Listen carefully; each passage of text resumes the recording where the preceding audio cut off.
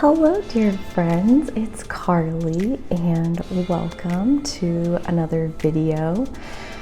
I have no idea what this is. You do, because you can see the title and everything else, because you're in the future. Right now, I don't really know what is gonna flow through me at this time, but I do know that I'm in the mood to flow energy this way. So whether it even ever gets published or not, like the benefit, the medicine of this experience of getting to talk and getting to tell my story and getting to show up in the exact way that I want to. Such an honor. It's like literally a privilege to even have access to this technology, and all of it is so satisfying.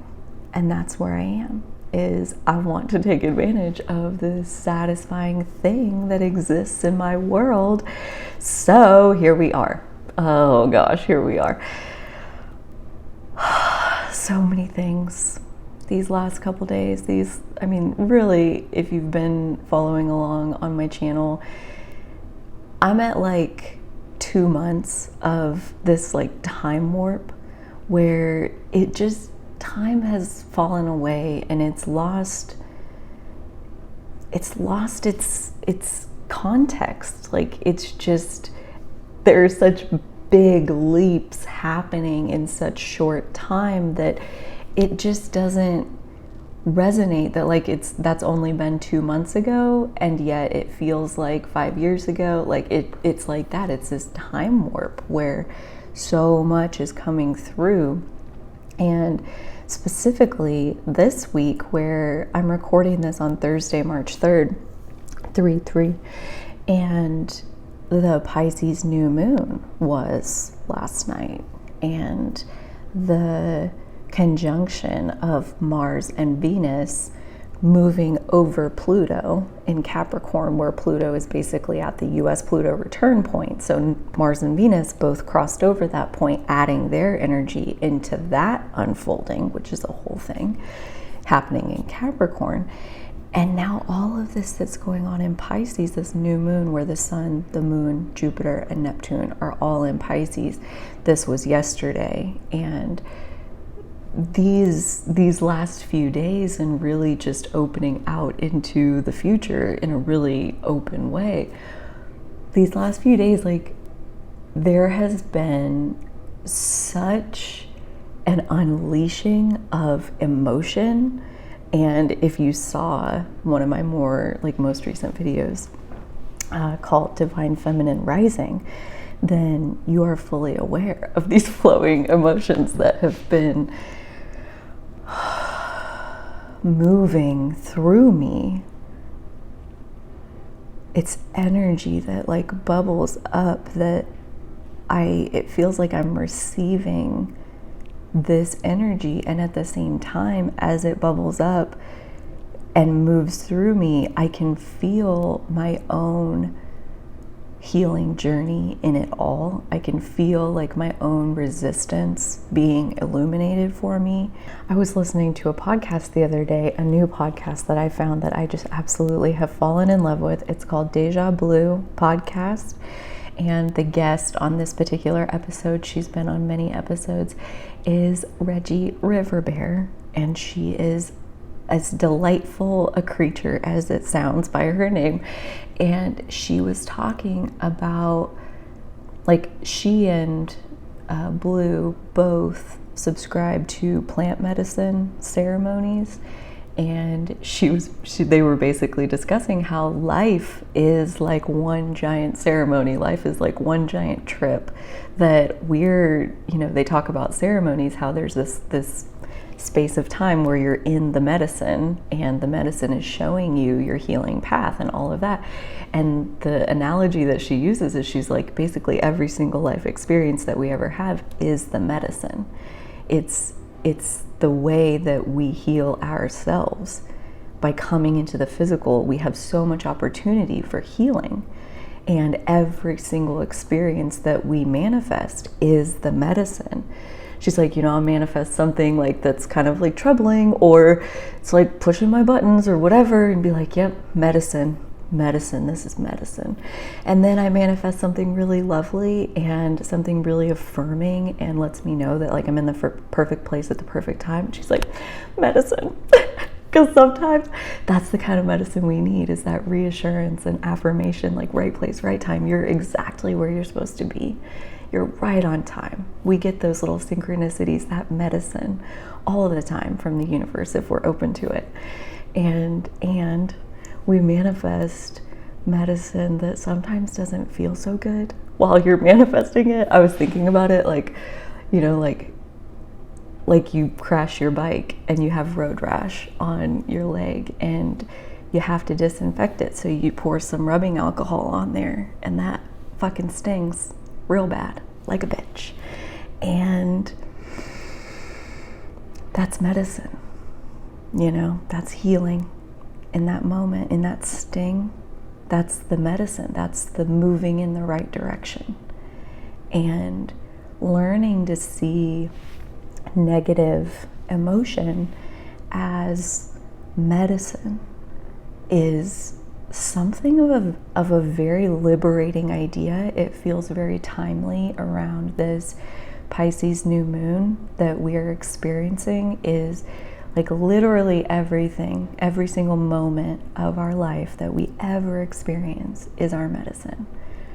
So, you know, the process that I am learning to love is interpreting the medicine, right? Like interpreting the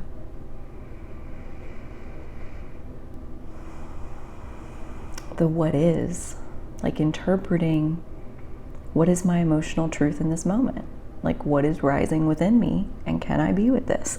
That's Tara Brach teaching about radical acceptance. What's coming up inside me, and can I be with this? And it's amazing how when you take those tools and couple that with a genuine intention to want to live your highest path, which I think there's so many of us, especially gathering in this space, who want to live their highest path. Maybe we don't always know exactly what that looks like, but hey, I think that's part of the fun. I think like the surrender to divine timing and the divine cooperative components and the people who have exactly what you need, crossing your path exactly when you need it. Good, bad, ugly, all of it is medicine. And that, again, is so liberating and so like Pisces interconnectedness of all things and the collective oneness that, I mean, my North Node and my Mars are both in Pisces at 17 degrees. So this new moon happened like right next door to my North Node and my Mars in Pisces in my 12th house. And I have come to understand in this last year or so, really my whole life, that I am an activator. That like my mission on this planet is to live my path, live my healing journey, to be with myself and to find whatever medicine in it that I can for my own journey, to do that for myself, use my magic on myself as often as I need to live my highest path, and out the edges ooze my messages that activate other people to want that for themselves. They recognize the genuine joy in aligning with who you really are, in feeling your truth, like embodying your truth and standing in it. You know, there's so much out there in the spiritual community about boundaries. And I personally came through a path where I used a lot of that kind of language to help myself get clear on exactly what my issue was. And it was extremely helpful to understand boundaries And I'm a very like empathic, energetically absorbing person. So for me, boundaries look like, where am I willing to invest my time and my attention? Like what I've recognized in this last week or so is like, this is not to sound like anything. This is just facts. This is like, at this point, I've manifested, I would say, like more opportunities than I even have time to pursue. So I've manifested myself into a situation where you have to say no. You have to say no to some things. And then it's like, okay, so how do you decide what you say no to? And that process of deciding, like with severe severe sounds like such a weird word to use in this situation, but with like a severe intention to be of my highest good, to walk on that highest path, that I was born for this. I can feel it. I have a sense of it. I have a sense of what it means to show up in the world like that. And all I do is put one foot in front of the other and follow my emotional inspiration moment to moment. And like right now, like making this video 12 minutes ago, I decided I am full. I'm full of energy, and I know that when I feel this way, the only way to empty it is to talk, is to move this energy through my throat. And in that way, it very much is a release, is a relief, is a clearing of space from inside of me. And that, I mean, I just follow the way the wind blows with my energy, and how does my energy need me to support it right now?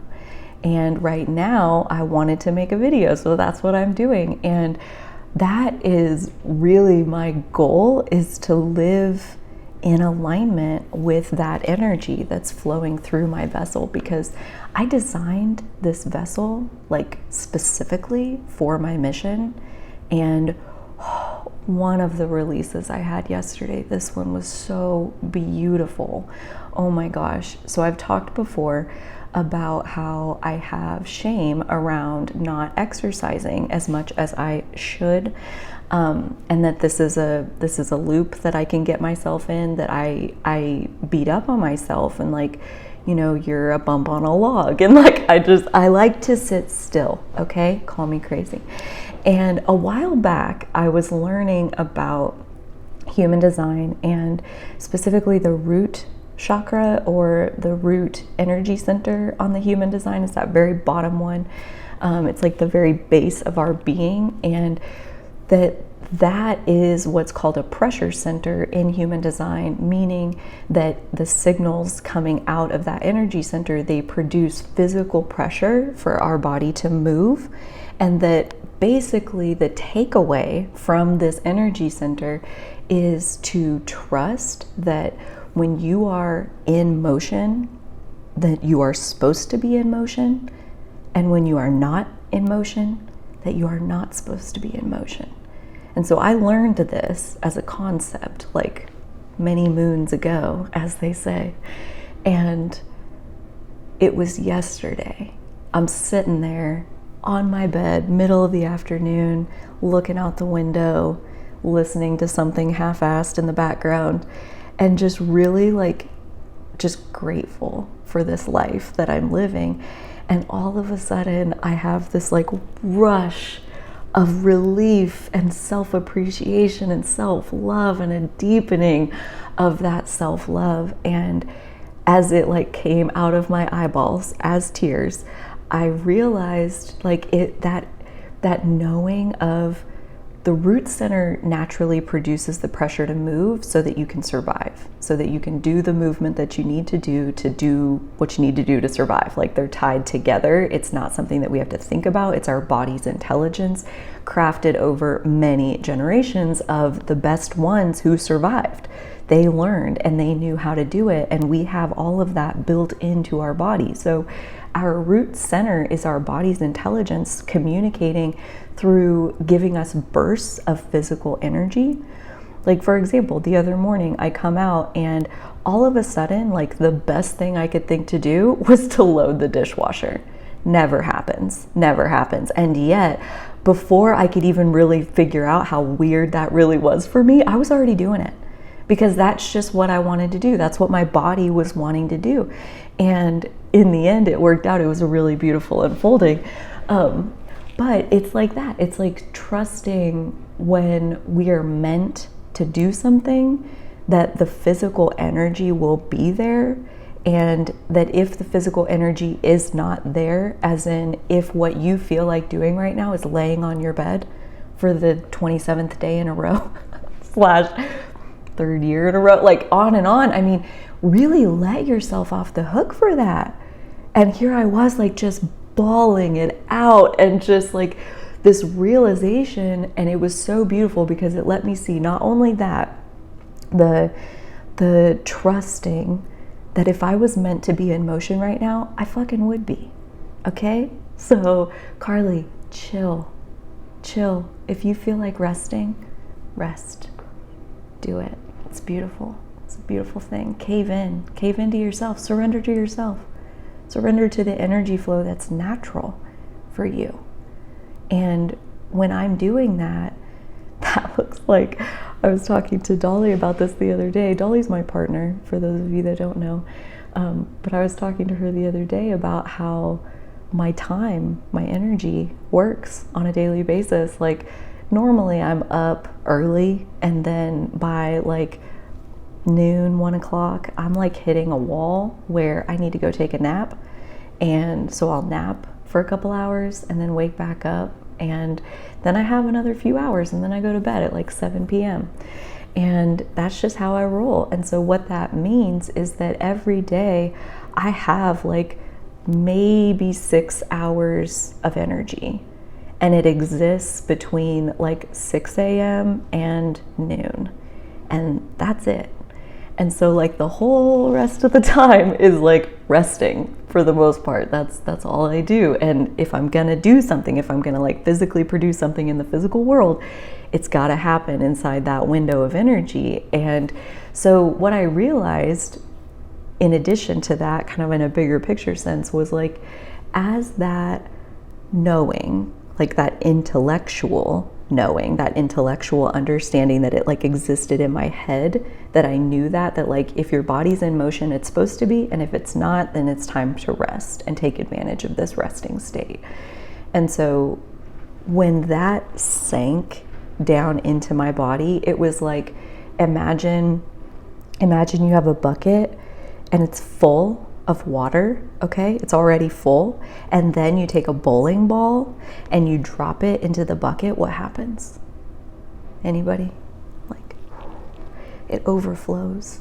That bowling ball sinking down into the bucket, it pushes water up and out of the bucket. And that was my eyeballs. That was my face. It was like melting down my face. This old energy. And that to me was like, wow, like that is that embodiment piece. That's like, it's sinking from your head down into your heart, down into your body, down into your bones.